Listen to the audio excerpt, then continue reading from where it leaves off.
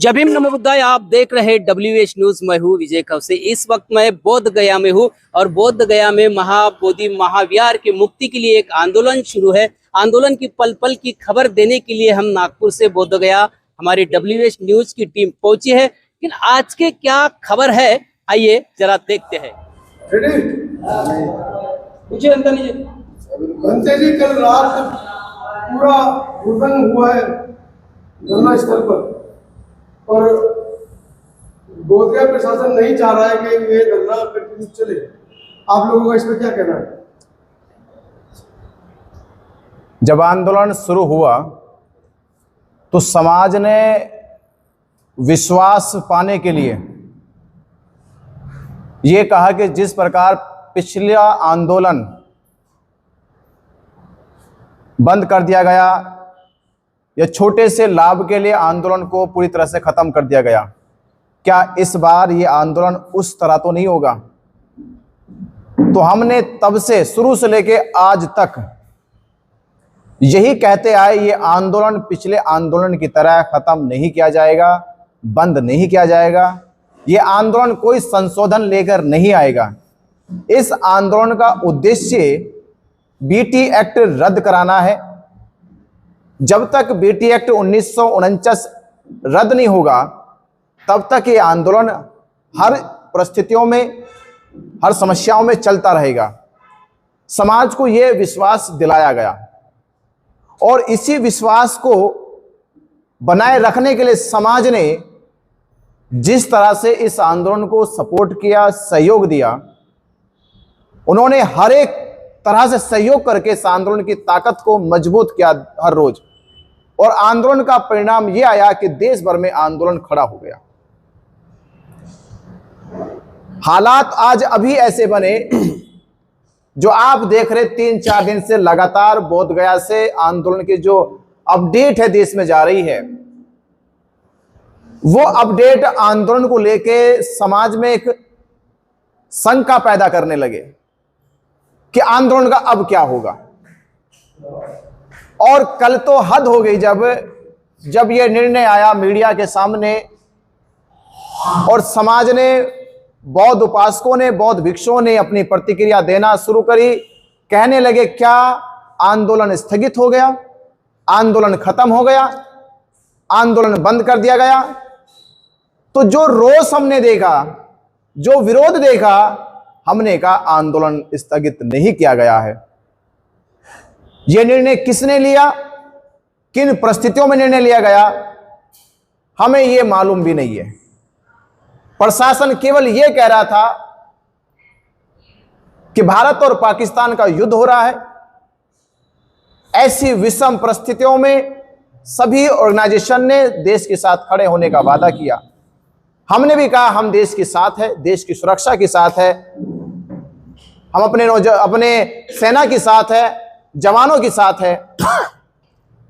पर हम गया प्रशासन से ये सवाल और पूछेंगे कि गया में पूरे देश से बुद्ध पूर्णिमा मनाने का आयोजन किया जा रहा 12 मई को, और 12 मई के प्रोग्राम की जो कॉल है वो धरना स्थल से दी गई। और देश भर के बौद्ध समाज, बौद्ध उपासक, बौद्ध भिक्षु 11 तारीख को ही 12 तारीख तक लाखों की संख्या में बोध गया पहुंच जाएंगे। प्रशासन कहता है कि धरना स्थल से ही सुरक्षा को कहीं ना कहीं बाधा हो रही है, देश की सुरक्षा में कहीं ना कहीं बाधा उत्पन्न हो रही है। धरना स्थल से केवल 3 किलोमीटर दूर पर ही कालचक्र मैदान है, जहां BTMC द्वारा हजारों लोगों का प्रोग्राम किया जाता है। हमने प्रशासन से कहा कि क्या प्रशासन को जो हजारों लोग BTMC में प्रोग्राम करने आ रहे हैं, क्या उनसे देश की सुरक्षा को नुकसान नहीं है? जब धरना स्थल से नुकसान है तो कालचक्र मैदान में जो BTMC द्वारा प्रोग्राम किया जा रहा है उससे नुकसान नहीं है। यह प्रशासन की मिली भगत थी। प्रशासन नहीं चाहता कि जो देश भर से बौद्ध उपासक, बौद्ध भिक्षु आ रहा है बोध गया में, वो जयंती के साथ साथ धरना स्थल को समर्थन देने आ रहा है।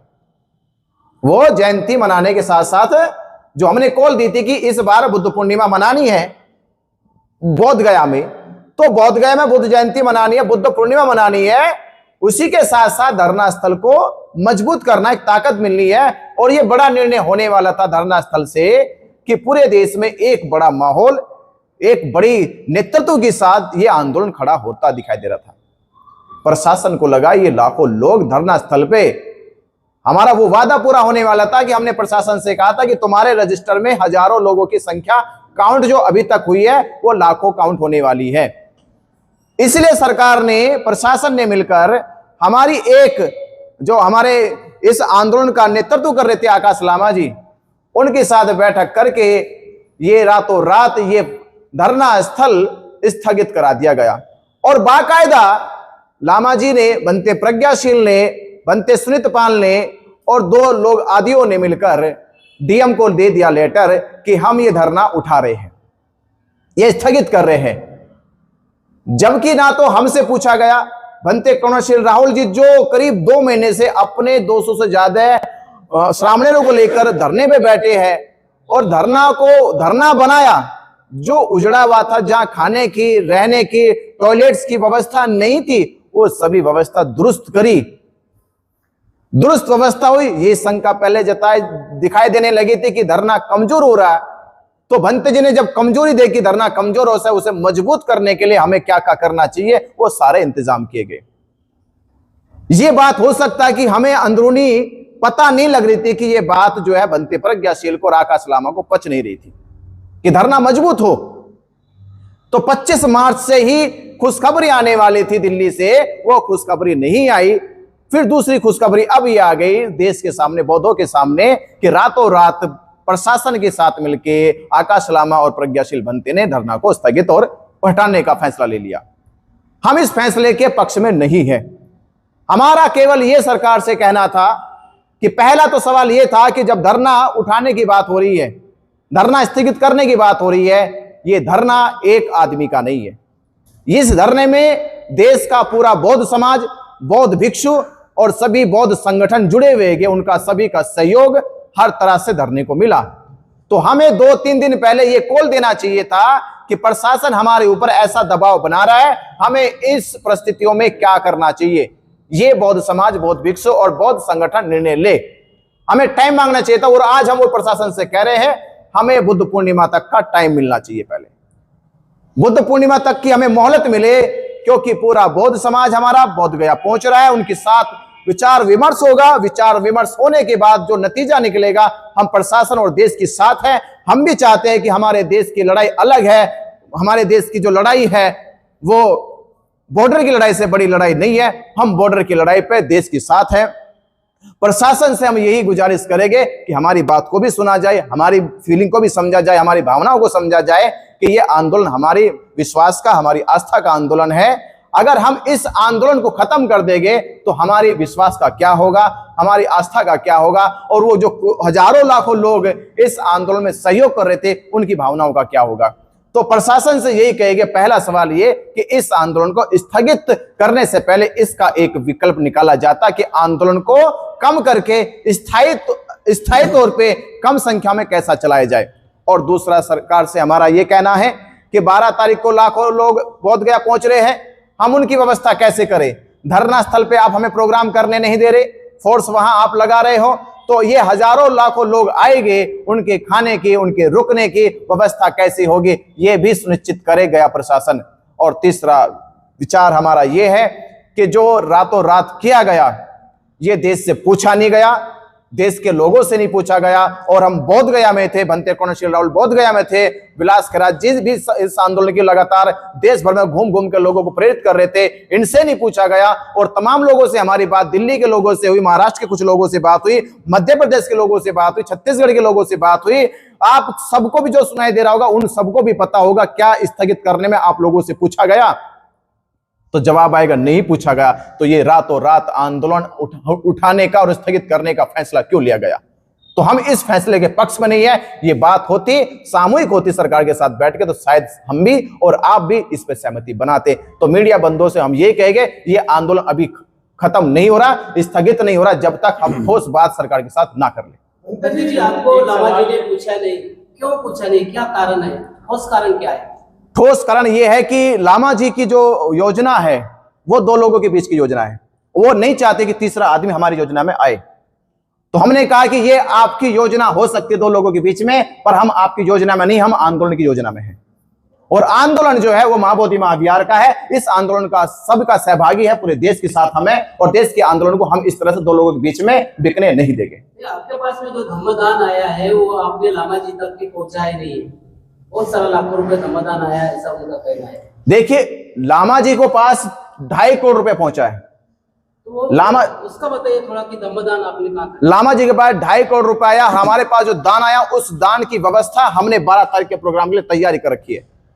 जो लोग 12 तारीख को बोध गया पहुंच रहे, हम उनके लिए खाने के रुकने की व्यवस्था में जुटे पड़े आज भी। और मीडिया बंधुओं ने देखा कि हमने किस तरह से तैयारी को आरंभ कर दिया था अपने धरना स्थल पर। हमने टेंट पंडाल लगाने की शुरुआत कर दी थी, सामान गिर चुका था कि वो जिम्मेदारी हम ले गए। हमारी कॉल पर देश के बौद्ध समाज आ रहे हैं, बौद्ध समाजों की रुकने की, ठहरने की, खाने की व्यवस्था करनी है। पर हमें क्या पता था कि रातों रात फैसला कुछ और करके आ गए।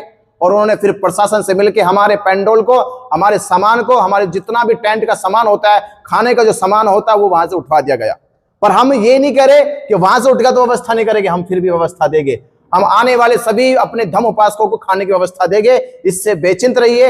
हम उनकी व्यवस्था के लिए जो धमदान आप लोगों ने हमें दिया, उस धमदान का प्रयोग, उसका उपयोग हम आप लोगों की व्यवस्था में करेंगे। पंडित जी, एक सवाल ये भी खड़ा कर रहे हैं कि बगैर विचार विमर्श किए कमेटी से या जो लोग वहां पर बैठे हुए हैं, अंत्य विनयाचार्य जी ने 12 लाख लोगों का आह्वान कर दिया, जिसके बाद से गया प्रशासन या बोध गया प्रशासन में हड़कंप मच गया कि 12 लाख लोग आ जाएंगे तो कैसे होगी। इसलिए भी जो है आंदोलन को खत्म करने का प्रयास प्रशासन के द्वारा किया गया। ये आपके बारे में कहा जा रहा है। मैंने तो लाखों लाख कहा है।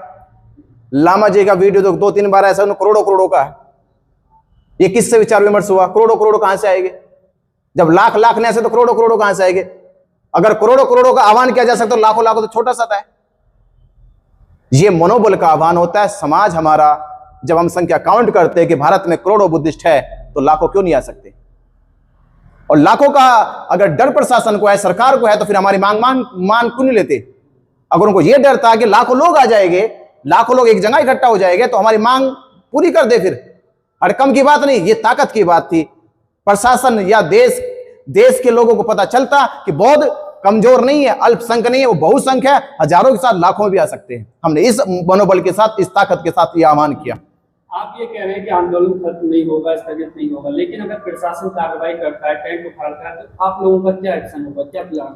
देखिए, प्रशासन बिना ठोस बात के किए हमसे बगैर ये टेंट नहीं उखाड़ेगा। जब तक कोई बात ना हो जाए, प्रशासन से बात चल रही है, प्रशासन ने कहा भी हमें कि हम ठोस बात कर रहे हैं, जैसी बात हो जाती है तभी उस पर कोई एक्शन लिया जाएगा।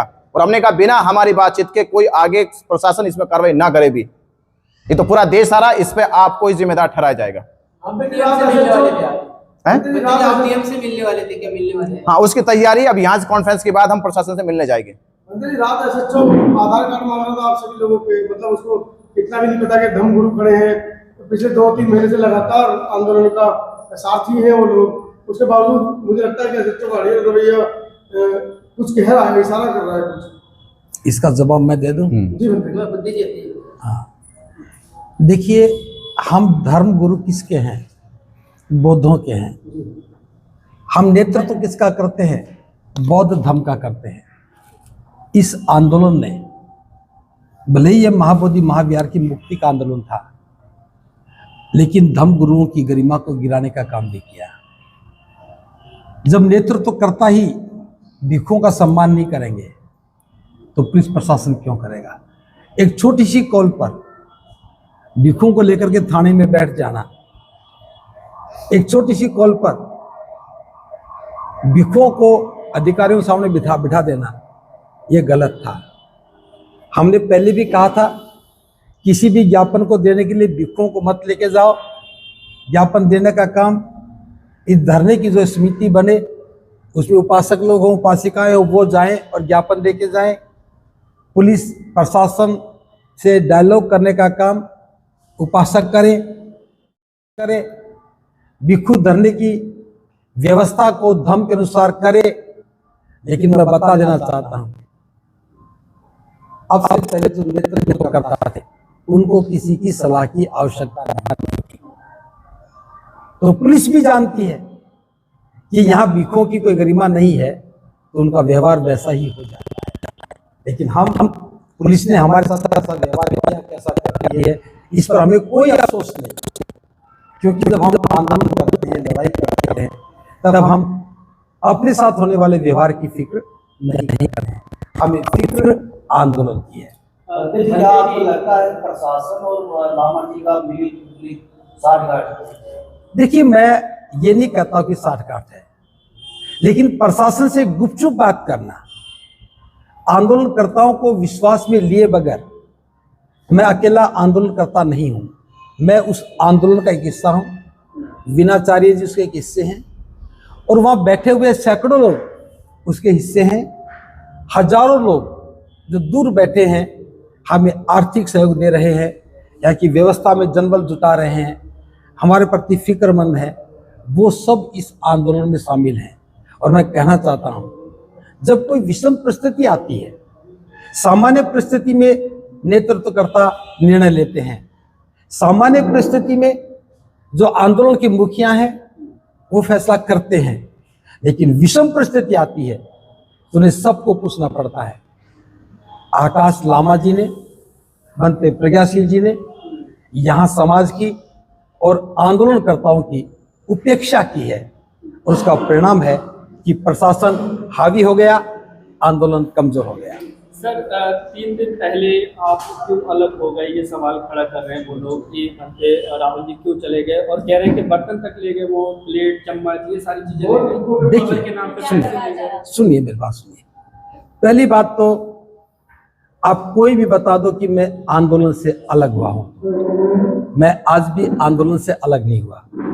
मेरी एक अलग परिस्थिति थी, जो धरने को सफल बनाने के लिए बुद्ध पूर्णिमा के अवसर पर हजारों लोगों की व्यवस्था को संभालने के लिए, चूंकि आंदोलन का स्वरूप भिखों के हाथ में था, भिखू नेतृत्वकर्ता की कहे जाते रहे हैं, तो मेरा प्रयास था कि भिखों की संख्या ज्यादा होनी चाहिए। मैं बार बार भिखुओं को आह्वान कर रहा था, उस आह्वान पर सैकड़ों भिक्षु आए, उस आह्वान पर श्रामणेर आए, सामनेरी आए, उस आह्वान पर उपासक उपासिका आए। बौद्ध धर्म की परंपरा के अनुसार कुछ उपासक उपासिकाओं ने सामनेर बन करके इस आंदोलन में भाग लिया। अब मेरे सामने 200 से ज्यादा चीवरधारी लोग थे। ये जिम्मेदारी तो धरने की थी, धरने के मैनेजमेंट की थी, लेकिन मैं देख रहा था 5 दिन लगातार प्रयास करने के बाद कि वहां का वातावरण मेरे अनुकूल नहीं था। वो माइक लेकर के अनाप शनाप बोल रहे थे, नाम लिए बगैर गलत भाषा बोल रहे थे। तो मैंने सोचा कि आज बिना नाम लिए बोल रहे हैं, कल नाम लेके बोलेंगे और लोग मानेंगे कि मैं धरने को खराब कर रहा हूं, विघटन कर रहा हूं। तो इस बात से मैं चिंतित होकर के धरने को कोई आंच ना आए, धरने पर किसी बात का प्रभाव ना पड़े, मैंने बिना किसी को बताए जो 200 सामनेरी भिक्षु भिक्षुणी थे, उनकी मैंने बाहर अलग से व्यवस्था कर दी ताकि उनका भी मनोबल ना गिरे और धरने का भी कोई मनोबल ना गिरे। सुनिए, मैंने किसी को नहीं कहा कि मैंने धरना छोड़ा है।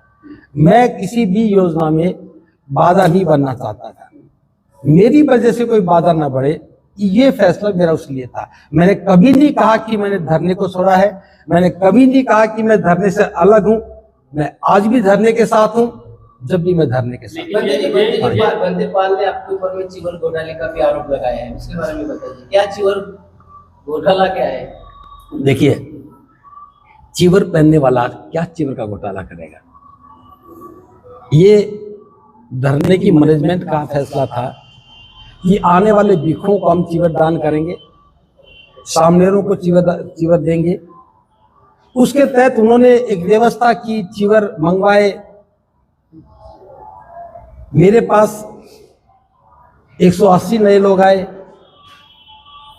उन्होंने 180 चीवर दिए, उन्होंने पहने, वो सारे आज भी चीवर में हैं। जो चीवर दिए थे वो चीवर लोग पहने बैठे हैं। उसमें क्या घोटाला हो गया? दूसरी बात, जो और भिक्षु वहां रह गए जिनको नए चीवर देने थे वो नहीं दिए, उनके हाथ में है। छोटे आरोप छोटी मानसिकता के लोग लगाते हैं। फिर भी अगर लगता है कि वे 180 चीवर मैं लेके गया हूं, 12 तारीख की शाम को हम उनको लौटा देंगे। तो चीवर तो भिक्षु के लिए होते हैं, चीवर धरने पर शोभा के लिए नहीं होते। भिक्षुओं को दान दिया है, भिक्षु ने पहने हैं, सामनेरों ने पहने हैं, सामनेरियों ने पहने हैं, ये कोई आरोप थोड़ी ना है। और रही बात ये, जब आप बर्तनों की बात कर रहे हो, बहुत छोटी ओछी हरकत है।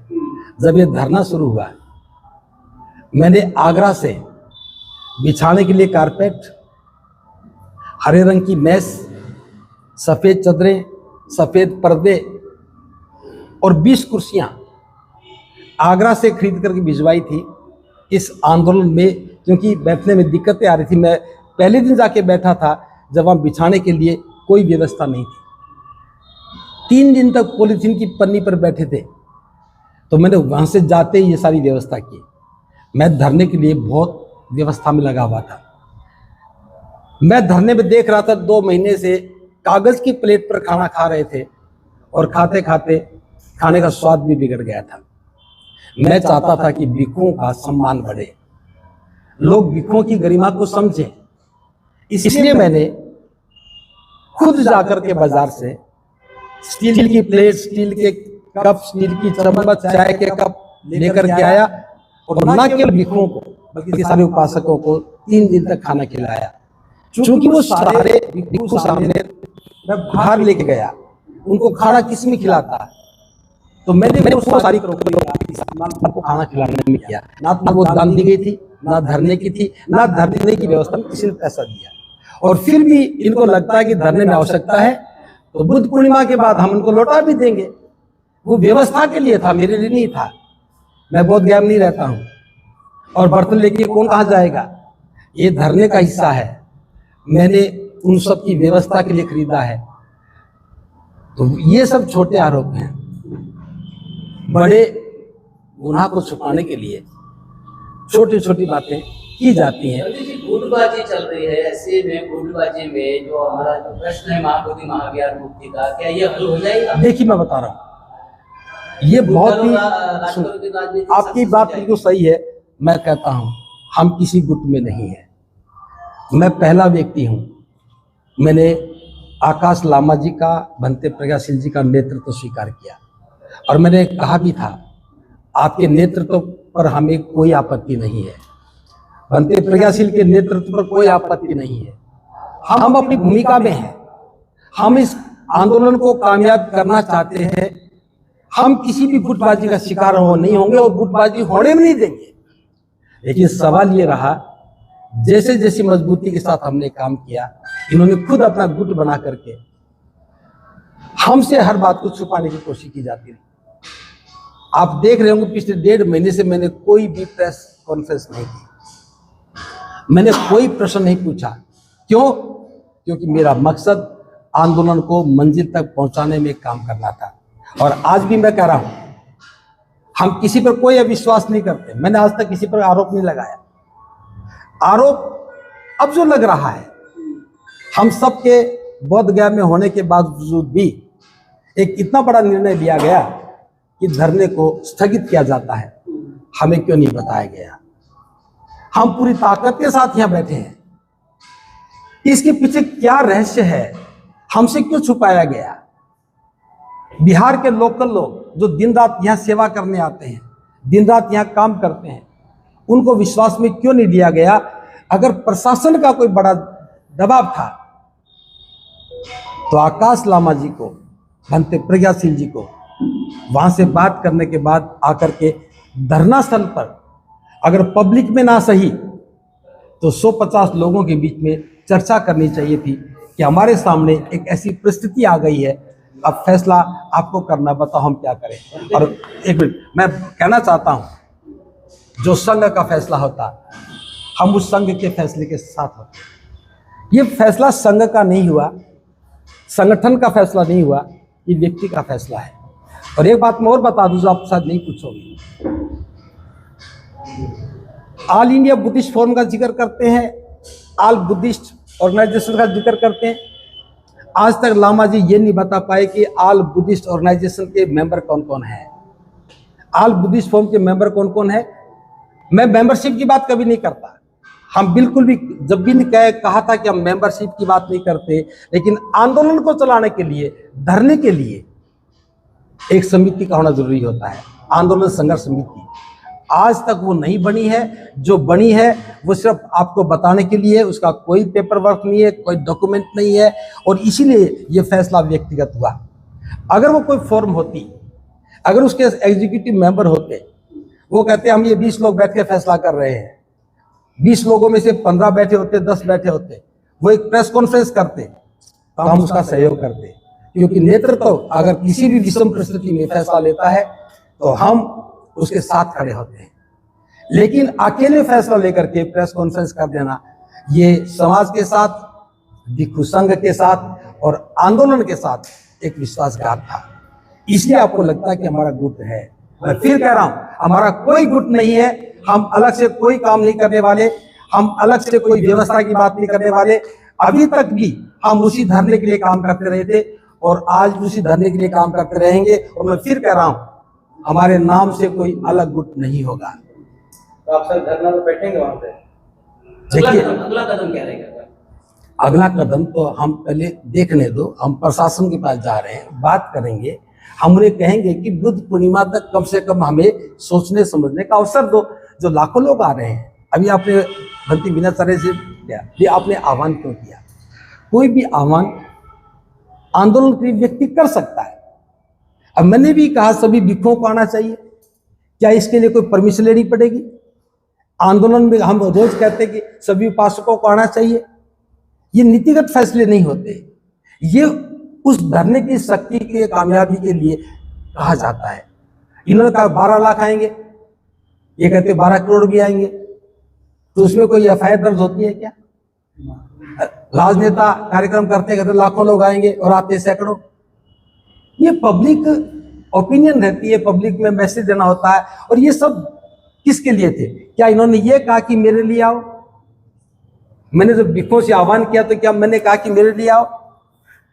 मैंने मार्च के महीने में ही कहा था सारे भिक्षुओं को इस बार बुद्ध पूर्णिमा बुद्ध विहार बोध गया मनानी चाहिए। तो ये सारे आह्वान धरने को ताकत देने के लिए थे, किसी व्यक्ति के लिए नहीं थे, मेरे लिए। आपका प्रेस वाले को 11 घंटा थाना में बंद करके रखा गया, उस पे अंतानी जी आपसे पूछते हैं तो फिर रात में प्रेस के साथ में यहाँ के थाना अध्यक्ष बदतमीजी करते हैं और उनका पेपर मांगते हैं, इसलिए कि वो परिचित भी हैं। इसका क्या लग रहा है? आपका पत्रकार यहाँ पे ज़्यादा सहमे है, कंट्रोल कर रहा है? देखिए, उस समय मैं नहीं था यहाँ पे, मेरे को बाद में पता लगा था और मुझे सारी परिस्थिति का पता भी नहीं था। बनते विनयचार्य यहाँ थे, इन्होंने जो भी एफर्ट्स की वो भी किए। और जहाँ तक मुझे पता लगा, जैसा लामा जी से हमने पूछा था, उन्होंने बताया कि हमने प्रयास किया है और हमने सिचुएशन को हैंडल किया है। अब मुझे ज़्यादा नहीं पता कैसे हैंडल किया, क्या नहीं किया। मंत्री जी वहाँ तो चलो सर, जो नागपुर से जो संख्या में लोग आने वाले थे, ट्रेन भी छूटी थी, मगर उसको अभी कैंसिल कर दिया, क्या बताएं? पिछले सप्ताह ये खबर आई कि इंटरनेशनल फ्लाइट भी बोध गया के लिए कैंसिल कर दी गई है और अक्टूबर माह तक कैंसिल कर दी गई है। तो दुश्मन साजिश करेगा ही, क्योंकि ये इंटरनेशनल प्लेस है और ये इशू केवल बिहार का इशू नहीं है, ये भी अंतर्राष्ट्रीय इशू है और कई वर्षों से ये पेंडिंग है और इसका समाधान होना जरूरी है। और इसलिए जो भी एफर्ट्स करने पड़ेंगे, इस आंदोलन को सफल करके हम लोग उठेंगे। सर, जो आप और दिनाचार्य जी, राहुल जी को लगातार लामा जी टारगेट करते हैं, क्या आपको और लामा रास्ते से साफ करना चाहते हैं कि आप लोग आंदोलन को स्थगित कर देंगे? कुछ बातें कुछ समय के बाद बाहर आएगी, कुछ बातें अब उचित नहीं है इस समय बोलना। हम लोग उनसे डिस्कशन करके बाहर गए थे कि कितने दिन तक हम यहाँ बैठे रहेंगे। ये आंदोलन देशव्यापी आंदोलन बन गया है, क्योंकि केवल सोशल मीडिया पर नहीं होना चाहिए। अगर इसका रिजल्ट लाना है तो अलग अलग राज्यों में सभाएं करनी होगी। हम लोगों ने 5 और 6 तारीख को मुंबई और नागपुर में जनसभा का आयोजन किया, उनका नाम भी डाला। बाद में उनका वीडियो आया कि 5 तारीख को इधर ही कार्यक्रम आयोजित किया है, कॉल किया आ जाओ। हमने उनसे बात किया, क्यों ऐसा किया? नहीं, मुझे प्रेशर डाला जा रहा है, तो हमने उस पर कोई आपत्ति नहीं जताई। फिर बाद में बनते प्रज्ञाशील के द्वारा व्हाट्सएप पर मेरे और विनयाचार्य जी के खिलाफ मैसेज फैलाए गए और हमने देखे। और हमारे एक लंदन के साथी थे विरदी जी, मैंने उनको कहा हमारे मुंह में भी जबान है, हम बोल सकते हैं, मगर बड़ा कॉज को ध्यान में रखकर हम अभी बोल नहीं रहे हैं। तो उन्होंने कहा मैं समझा देता हूं। तो पीठ पीछे बोलना ये मित्रता नहीं होती है। शत्रुता भी करना है तो खुले तौर पर करो। तो अभी ये उचित समय नहीं है, मगर ये बात तो एकदम सही है कि ये एक व्यक्ति का आंदोलन नहीं है, एक व्यक्ति का मकसद नहीं है, ये पूरे समाज का इसमें इन्वॉल्वमेंट है, विभिन्न ऑर्गेनाइजेशन इसके अंदर इन्वॉल्वमेंट है। तो सबको विश्वास में लेकर फैसले लेना चाहिए। अपने व्यक्तिगत ईगो के लिए तो ये मंच नहीं है। और बौद्ध धर्म का काम अगर करना है तो घृणा और अहंकार को छोड़ के ही तो करना पड़ेगा। सर, आपके ऊपर भी विषय लगाया जा रहा है कि जो धम्मदान महाराष्ट्र में आपने जमा किया है वो यहाँ तक नहीं पहुँचा है। मेरे पास कोई हाँ नहीं, बराबर है। मैंने कोई धम्मदान नहीं लिया है और मैंने ऐसा कोई कॉल भी नहीं किया है कि इस अकाउंट पर भेजा जाए। हम लोग जो 12 मई को जो कार्यक्रम कर रहे हैं, इस कार्यक्रम को एफर्ट्स कर रहे हैं बहुत ज्यादा, अलग अलग राज्यों में जाकर। देखो, सार्वजनिक जीवन में आरोप लगाना, प्रत्यारोप करना, ये स्वाभाविक बात है। बड़ा मकसद जिनके दिमाग में है वो अपनी कृति से उसको जवाब देंगे। क्या हम लोगों ने मैदान छोड़ा है? क्या हम लोग उनसे गुपचुप तरीके से मिल रहे हैं? बड़ी गजब की बात है। बीटी एक्ट रद्द होना चाहिए, यही तो डिमांड है। और बीटीएमसी क्या है? बीटीएमसी एक पार्टी है, तो बीटीएमसी के साथ गुपचुप तरीके से मीटिंग करना ये कौन सी नैतिक बात है? बीटीएमसी के लोगों के साथ डिस्कशन कर रहे हो। आकाश लामा बार-बार मंच पर ये कह रहे थे कि विलास खैरात 70 लाख रुपए आंदोलन के नाम पर दी है, तो मैं उसको लीगल नोटिस भेज दूंगा। मतलब अगर आकाश लामा एक बाप की औलाद है तो उसको कोर्ट में आना पड़ेगा, कोर्ट में जवाब देना पड़ेगा। ये बेतुकी बातें करना उस व्यक्ति को शोभा नहीं देता है। जो अगर मित्र कह रहे हैं, आंदोलन के साथी कह रहे हैं, तो उनको ये बातें शोभा नहीं देती है। उनके बैंक अकाउंट सीज हो गए। हाँ, इस पर क्या कहेंगे? तो बुद्ध का सिद्धांत है, जैसे कर्म वैसे फल। वो उनको जवाब देना पड़ेगा, क्यों हुआ, क्या हुआ, कैसे हुआ। इसकी तहकीकात अभी हम नहीं कर सकते। ऑनलाइन पेमेंट का तो हवाला दे रहे हैं, लेकिन जो नकद पैसा आ रहा है उसके बारे में कोई चर्चा नहीं कर रहे। तो ये बात कल से समाज खड़ी कर रहा है कि हमने पैसा दिया आंदोलन चलाने के लिए, समझौता करने के लिए नहीं दिया। स्वाभाविक बात है। सर, समाज के बीच में कंफ्यूजन की स्थिति है, तो ये स्थगित हो गया या नहीं होगा, तो लोगों को क्या करना चाहिए? आना चाहिए या नहीं आना चाहिए? आंदोलन स्थगित नहीं हुआ है, आंदोलन जारी है, क्योंकि इसमें सभी लोगों का राय मशवरा नहीं लिया गया। और 12 तारीख को वो खुद कह रहे हैं कि काल चक्र में हम चैंटिंग करेंगे, तो ये कौन सी बात हुई? तो कार्यक्रम होने वाला है, देश भर के लोगों को यहाँ आना है, महामानव शाक्य मुनि तथागत बुद्ध को अभिवादन करना है, और आगे की रणनीति आज शाम तक पता चलेगी।